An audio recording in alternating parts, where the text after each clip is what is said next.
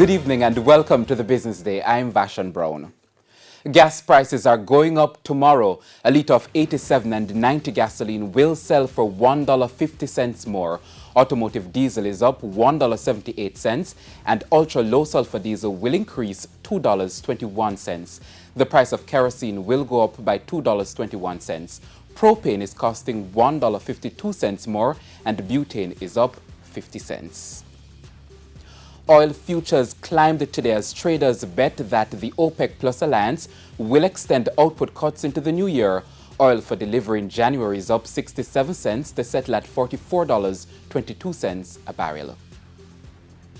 Finance Minister Dr. Nigel Clarke has tabled long-awaited legislation to set up an independent fiscal commission.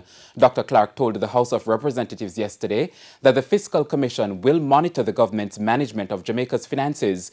He says the commission will be given access to all relevant data from government entities.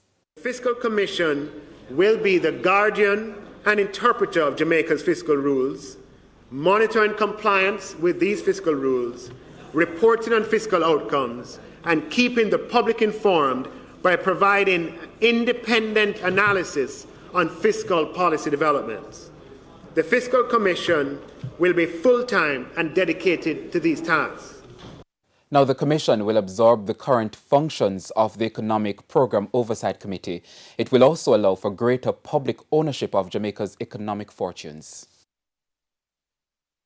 A Fiscal Commission is an institutional necessity in the pursuit of economic independence.